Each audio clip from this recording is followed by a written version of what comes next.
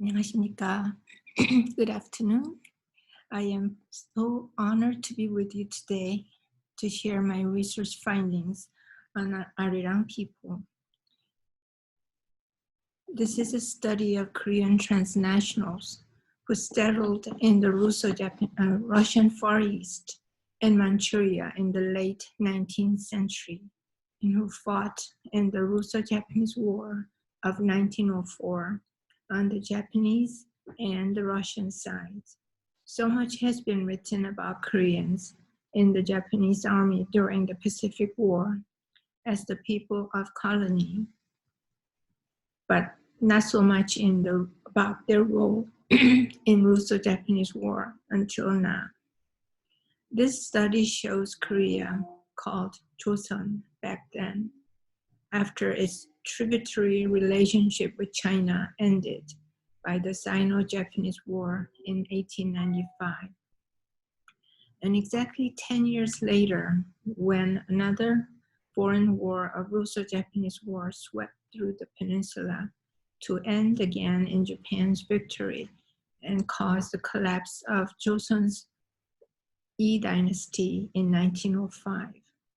It will reveal what miserable lives the poor Korean peasants had to endure at home to push them across the rivers of no return to the north and ended up in another tragic situation of fighting on either side of the war as transnational people of Korea.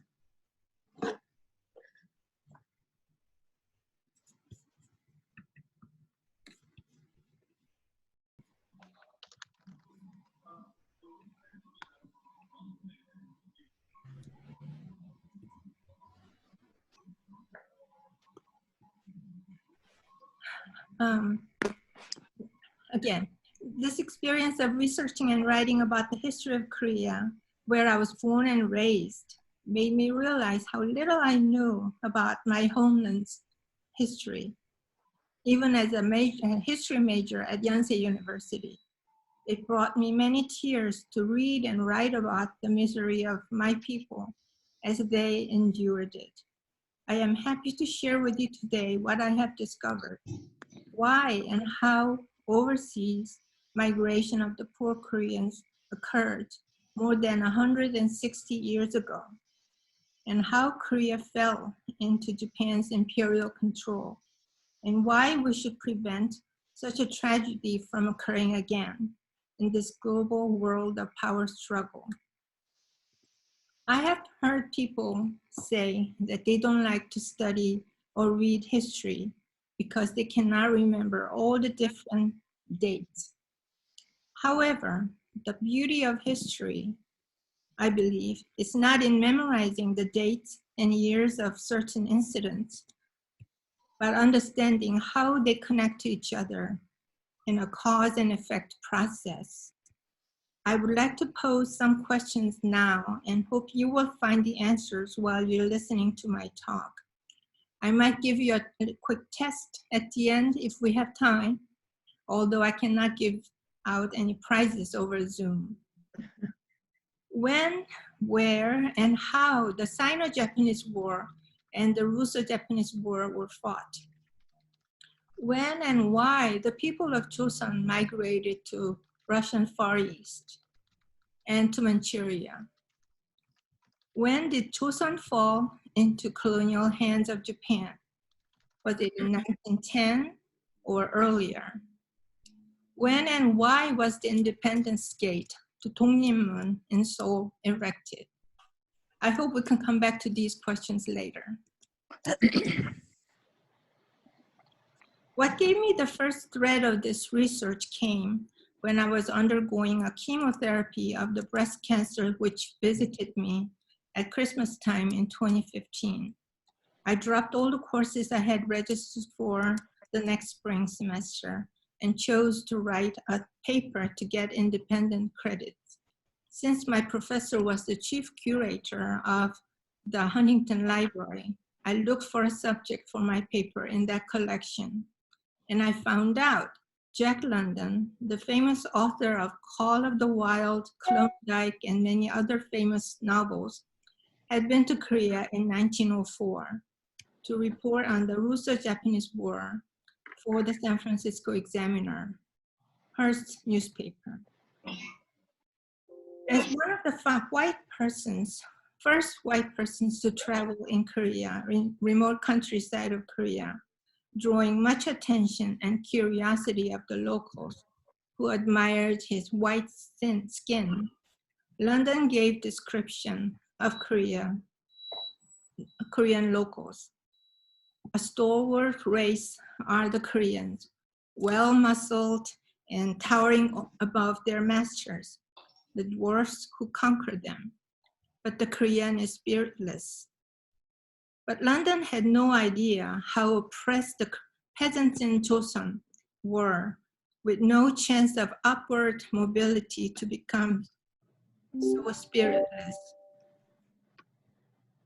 Traveling through the countryside, London took hundreds of pictures, most of which are kept in the Huntington Library's Jack London collection today.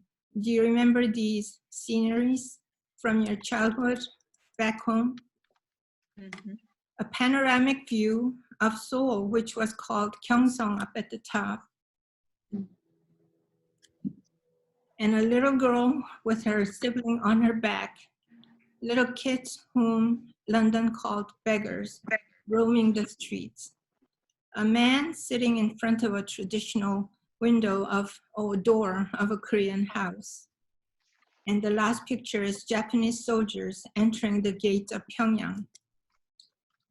While digging through his many reports and newspaper articles, the 27-year-old London had written, I found this article which led me to the main thesis of my research, how the Japanese sore feet got along.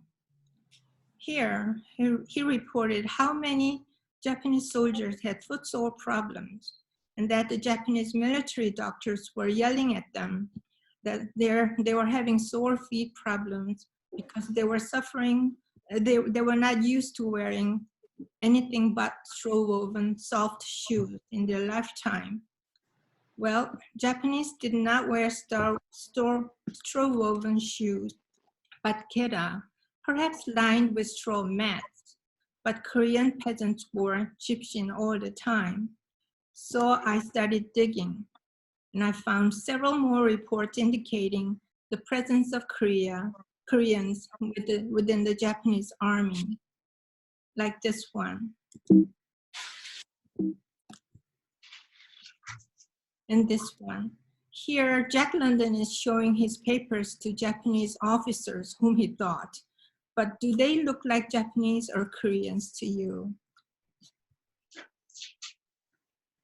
So coming back to my main thesis, that Koreans fought in the Japanese army during Russo-Japanese War, 30 to 40 years earlier than the Japanese colonial period, when 230,000 Koreans were volunteered or conscripted to fight in the Pacific War on the Japanese side.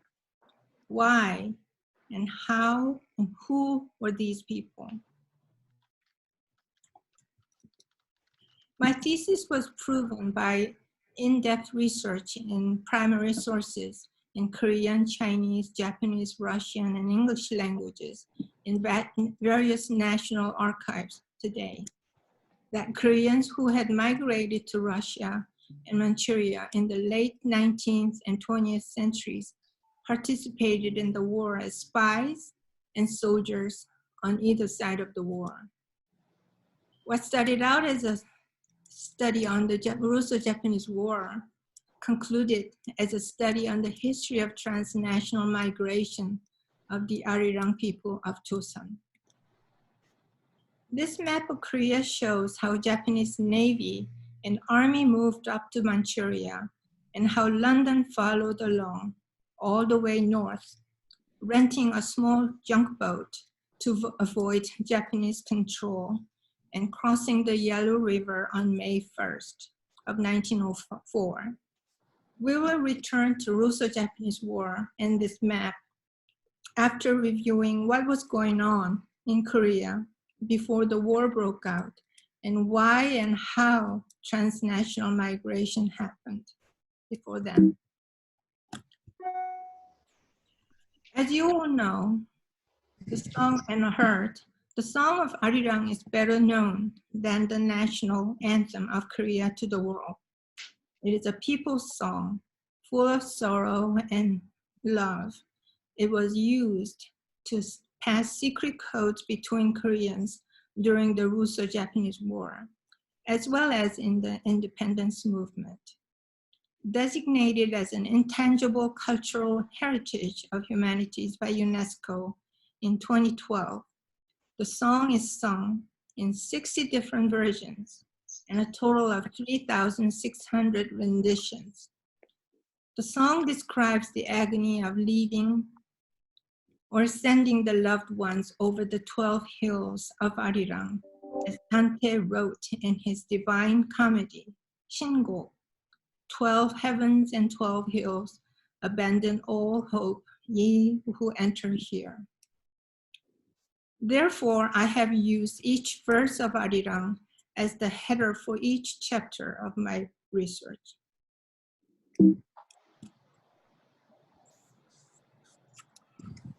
First of all, we need to understand how Korea entered modernity, on their own or forced by foreign powers.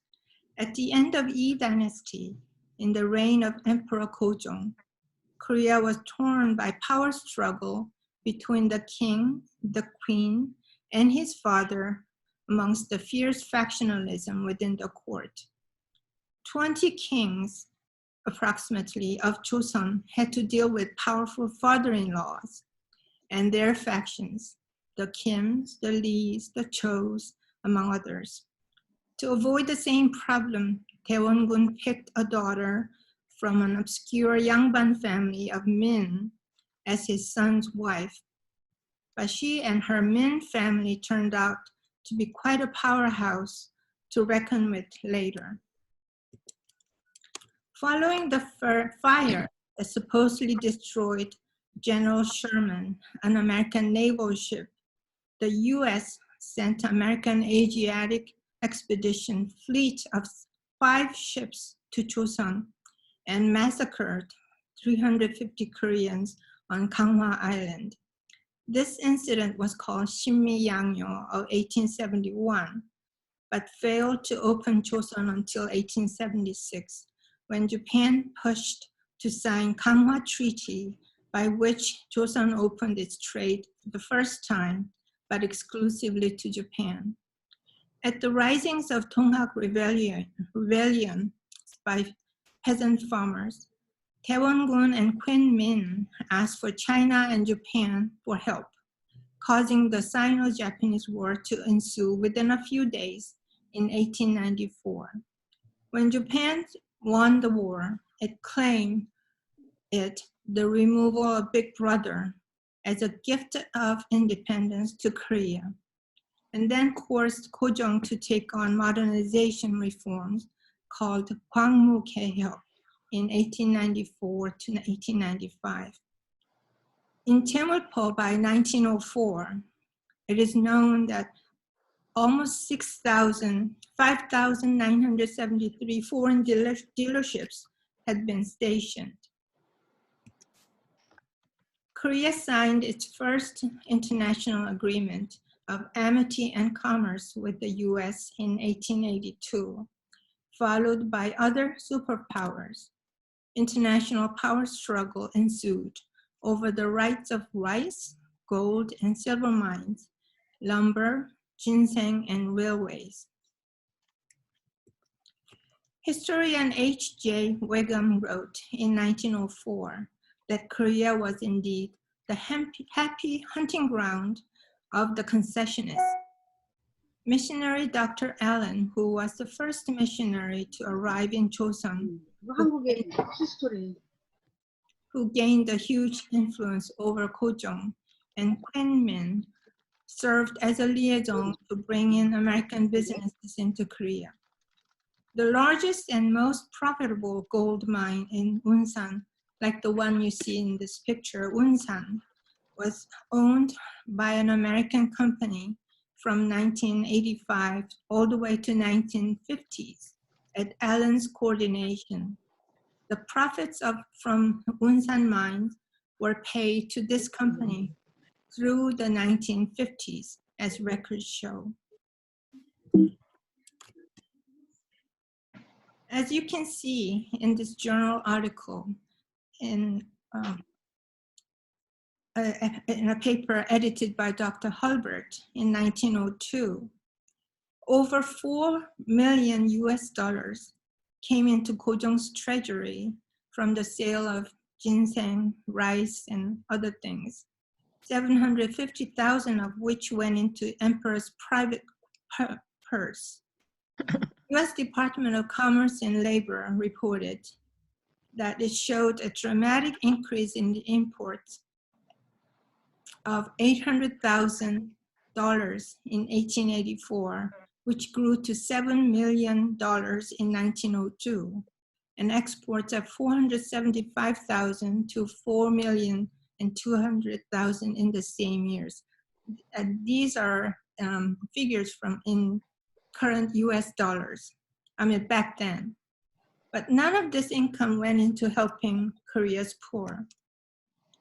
Railways were very important to Japan as the conduit for their imperial army to march through Korea and on into China.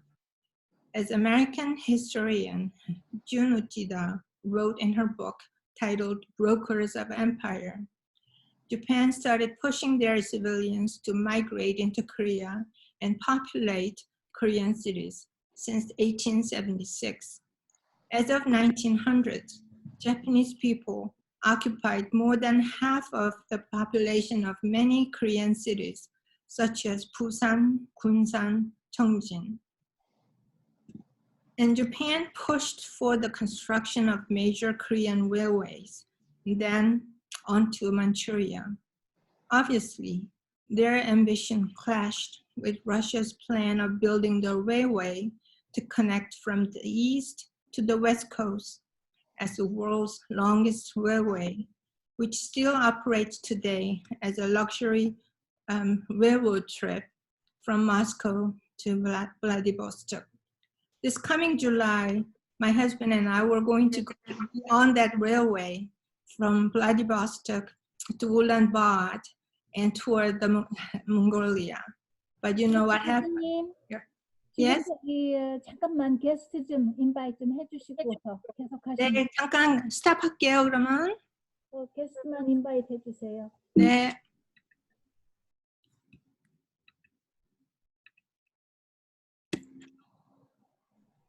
됐나요, 지금? 더 안 계신 것 같은데요? 두 분이에요? 네, 네, 두 분이었어요. 네, 됐습니다. 네. 네.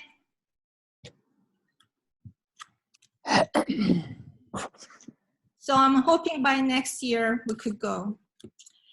Well, now we will look for the main push and pull factors behind Korean migration to the north.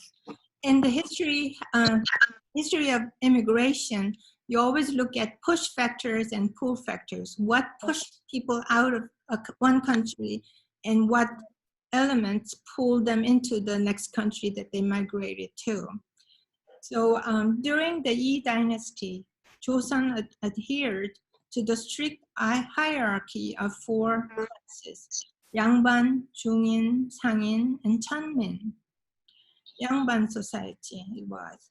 People were classified at birth and had no way to climb up to upper class. Yangbans were not supposed to work, do any physical labor, no matter how poor they got, but they profited from the sharecropping arrangement with the farmers called sudagin, who worked hard to have good harvests. The first reason was peasant farmers could never own lands or any other properties, but work hard. 2, natural disasters of flooding and famine continued in the 1860s. with the worst to come in 1869. The whole of Hamgyongdo was wiped out by flooding year after year.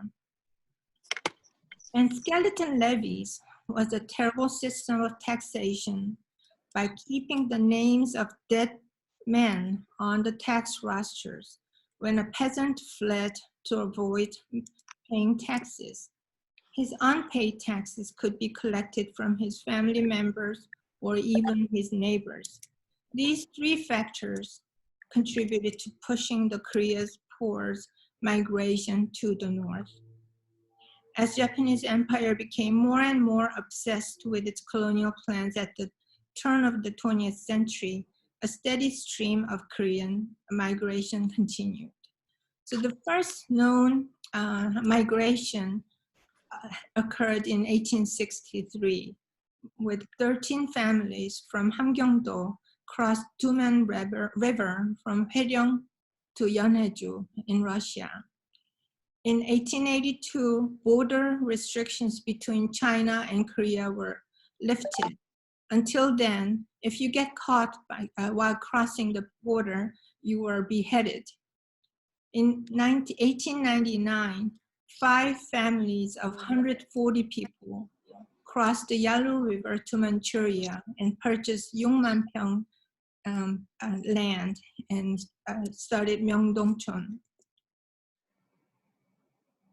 These 2 sample records, among many others from Ijo-shillok, dated 1665 and 1876, in 200 years time span, show what a hardship the skeleton levies taxation system put on the poor people of Chosun. By the way, Ijo-shillok was a daily documentation of king's every move, meetings and actions taken on a daily basis, not to be opened until the death of each king, maintained throughout the Ijo dynasty. There's a funny episode of King Sejong, who fell from his horse while riding on one day and saw his scribe write it down. Sejong told him not to record it, but after Sejong passed away, the record revealed the story had been indeed documented. That's how detailed and accurate Ijo-shillok was.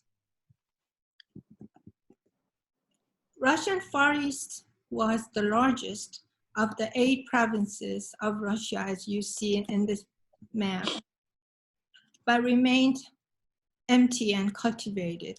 Is the red part of this map. That's the focus of my study.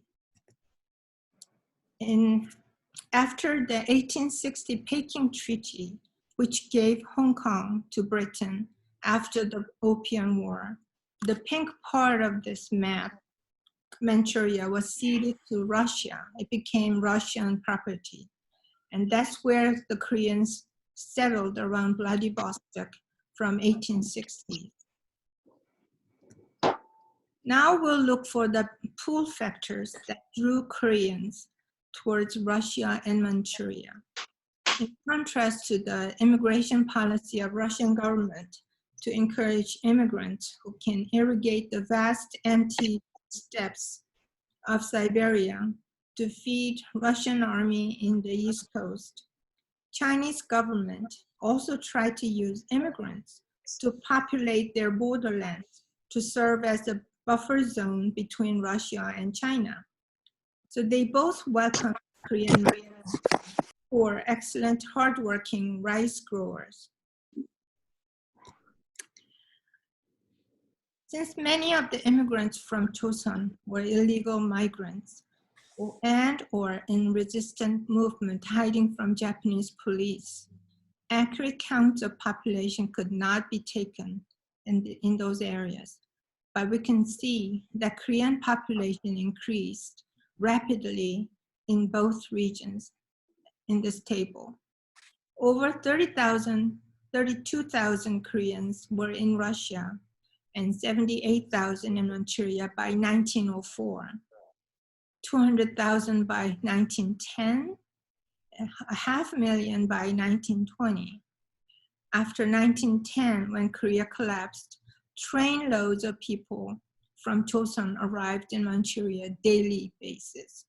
You may notice the sudden drop from 1936 from 172,000 to nothing that came due to the mass deportation of 1936, which we will examine later. Another hardship hit Korean transnationals at the coming of Russo-Japanese War. Japan and Russia had been in conflict with each other over the economic and political hegemony in Korea and China. When the war broke out, Korean transnationals were forced to take sides between Russia and Japan while remaining loyal to their homeland of Korea. One cold winter day in February of 1904, Japanese Navy bombarded Russian fleet docked in Chemulpo without any advanced declaration of war. Russia's Navy and Army responded immediately, and the Russo-Japanese War erupted, and it ended in Japan's victory within months. Historians have called it a war of yellow versus white, as the first war won by a non-white nation, and also World War Zero, because it happened before World War I. We'll come back to this point later. Thousands of Korean laborers were hired by Japanese army to transport war supplies and wounded soldiers, although many of them never got paid as the war went on. Their faces were painted in different colors to mark the destination of each shipment being transported. You can see the laborers transporting the supplies in jjigae, A-frame.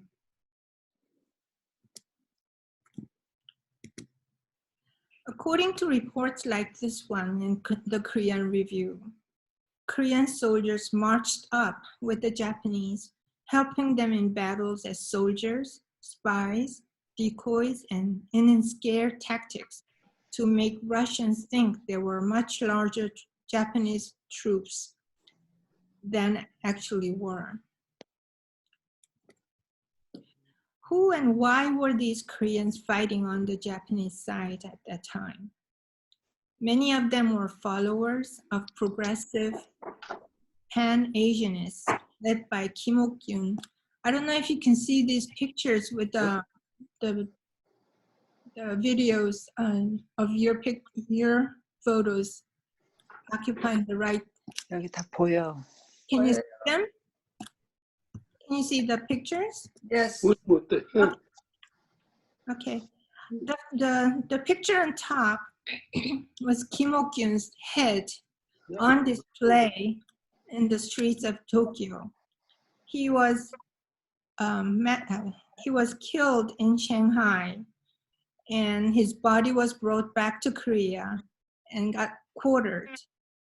Each part of his body was put on display in different parts of the peninsula and in Japan. Tokyo is where his head was on display. I have found a confidential document in Japanese archives containing names of many Koreans who were recommended for medals and awards for their contribution during the war. These records show individuals' names and how they helped and how much to be awarded. These documents are classified as confidential in Japan's archives, national archives. This particular document, you see, it bears signature of Ito Hirobumi, the resident general, dated 1907. On the other hand, many Korean descendants, some born or raised in Russia to transnational immigrant parents and earned Russian citizenship, decided to join the Russian army to help as well as to fulfill their duty as Russian subjects. They were fluent in Russian and well educated. Some served as secret agents in Shanghai service. Righteous armies and nationwide networks of peddlers called Bobusang joined in too.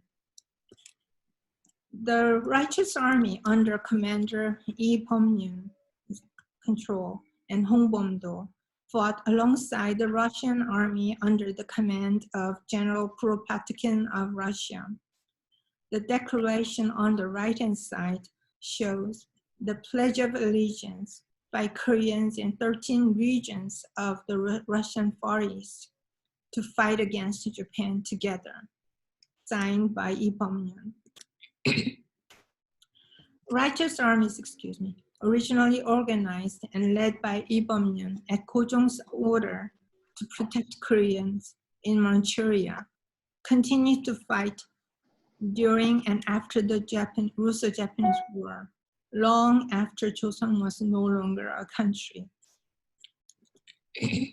While the war was still going on in the summer of 1905, US President Teddy Roosevelt engineered a peace treaty to be signed by Japan and Russia, not in Seoul or Tokyo or Beijing, but in Portsmouth, Maine, more than 6,000 miles away in the US.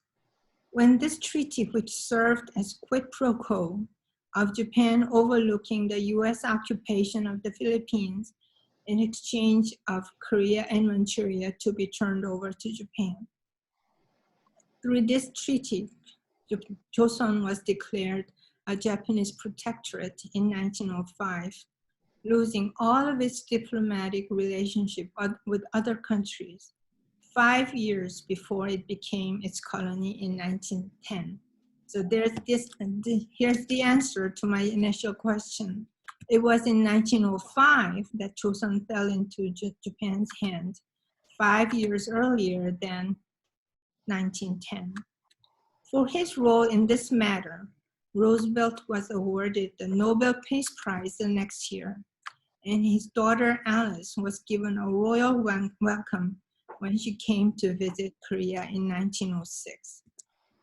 Excuse me.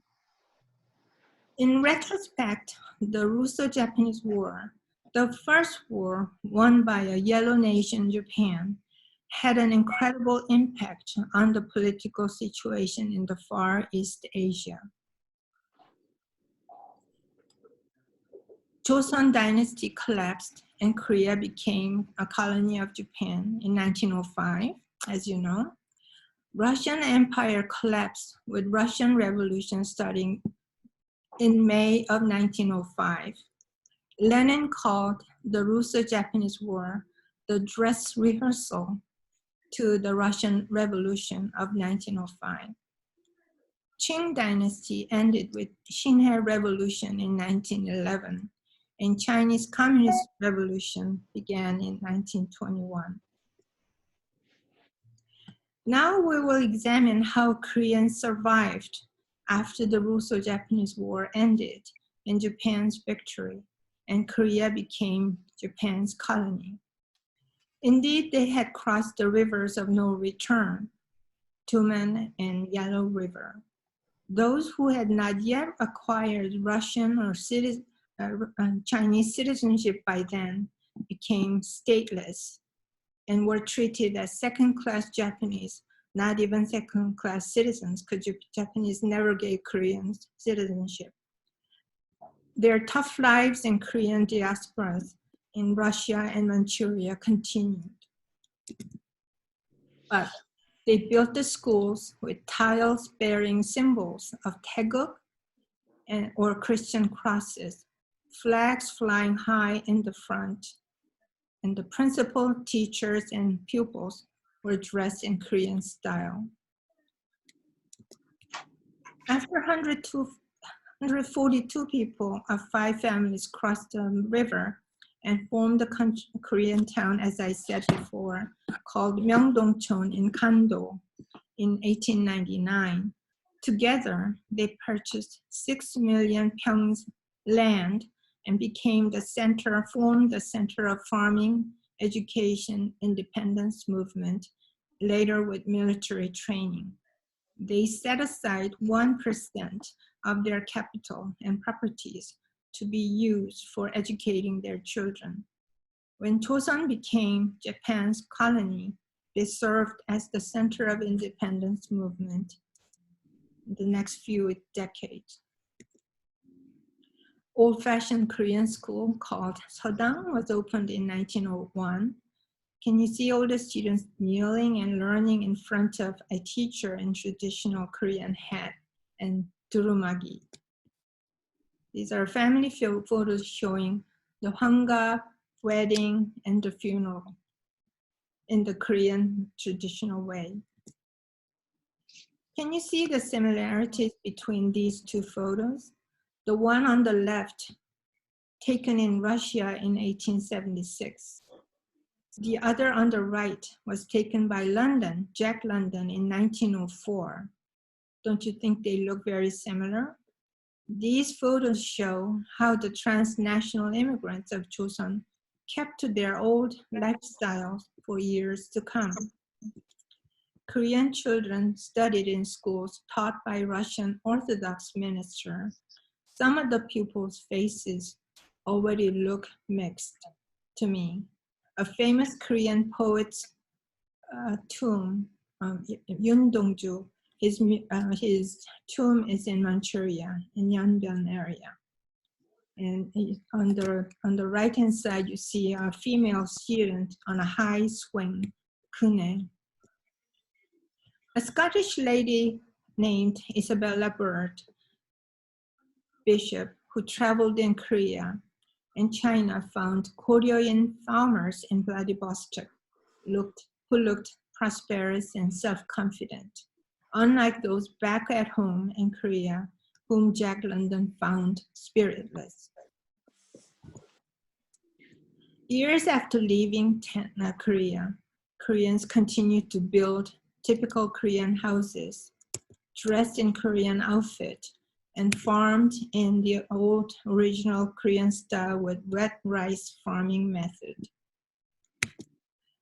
Now, in conclusion, we will see how Koreans in transnational diasporas under the Japanese colonial control engaged in active independence movement, along with those intellectuals who migrated to US, such as Dosan An Chang-ho. They crisscrossed the borders to work with the Koreans at home against Japanese colonial regime. This picture of Emperor Kojong signing his self-abdication papers, carried in St. Petersburg Gazette in 1907, clearly shows Korea was no longer an independent country ruled by its own monarch. When Emperor Kojong suddenly passed away mysteriously, his funeral was planned to take place on March 3rd, 1919, to trick the Japanese police who believed Korean people would rise on that day. 3일 만세 운동 of over 1 million Koreans nationwide was launched 2 days earlier, on March 1st, 1919. The delayed news of 3일 만세 운동 reached the north in 2 weeks' time, and demonstrations were raised in Manchuria on March 13th and in Vladivostok on March 17th. Thousands of former Koreans came out onto the Seojeon-gaea of Pongcheon and into the streets of Vladivostok with Korean flags in their hands, shouting 대한독립 만세. Anti-Japanese activities of Korean transnationals continued. Newspapers published in Korean language as they were prohibited in Korean peninsula. The Independent, the Korea Daily News, and all these other papers were published in cooperation between the Korean transnationals in California and Vladivostok and in Manchuria. And so did independence movement and the Righteous Army activities continued. An Jung-gun, whom we all know, he was born in Vladivostok area, and he was part of the Tanji Dongmen, who cut their ring finger to pledge their allegiance to fight for Korea.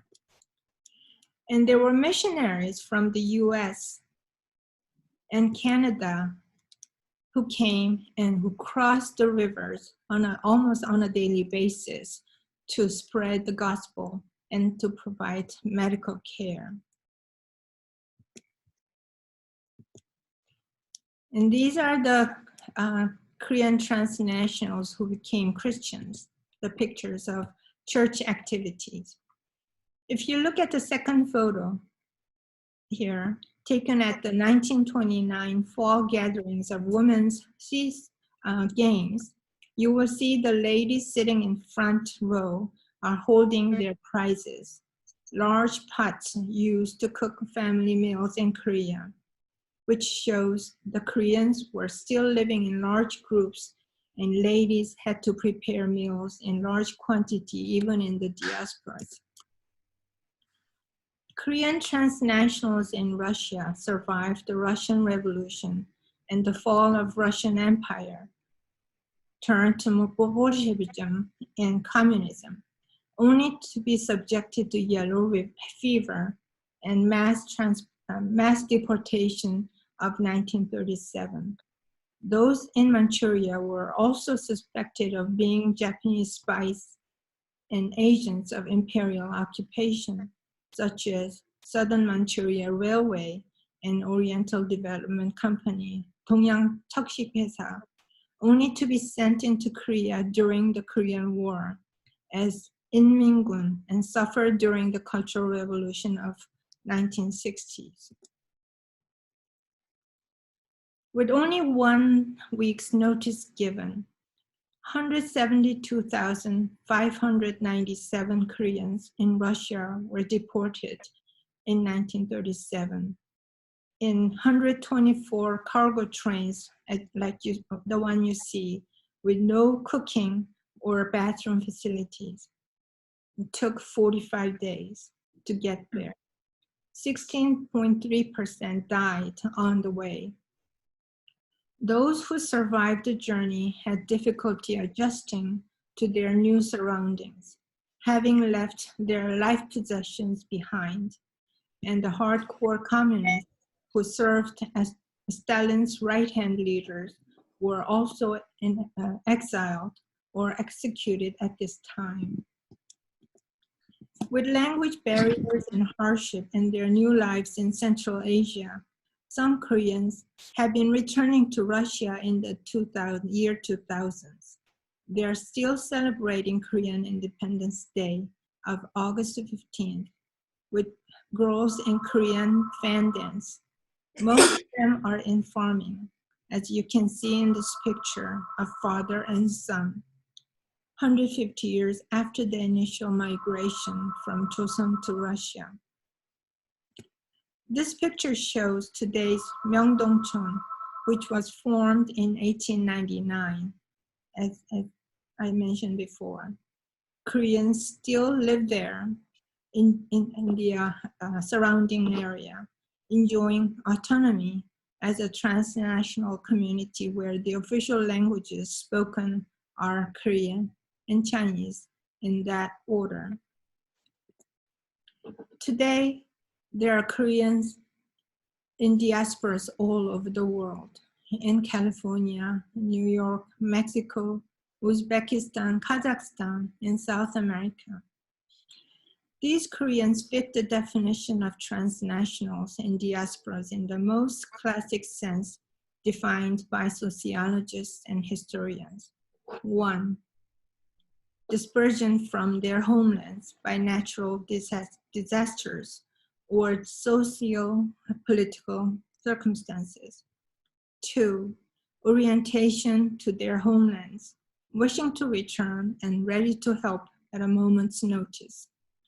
3, maintaining their original identity vis-a-vis the new host country, as you can see in the Koreatown in Los Angeles. We have all come from Korea for various reasons, but we continue to yearn and continue to visit Korea as often as we can, and we are ready to help out if something happens drastically in Korea. And we maintain our own community in Korea, even in Los Angeles, where we live. I would like to end this talk by showing you another song of Arirang. So I'm going to switch the screen.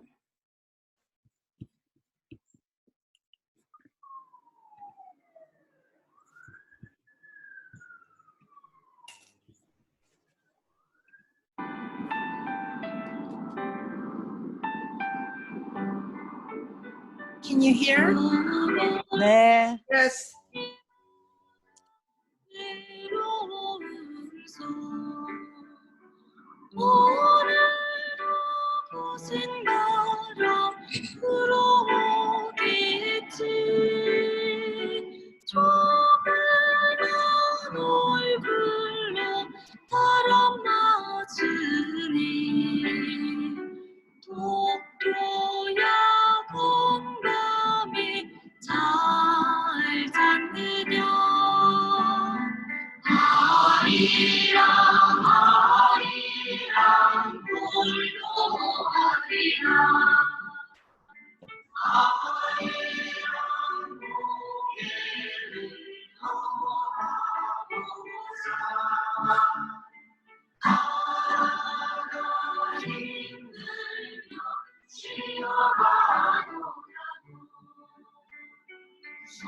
손잡고 가보자 같이 가보자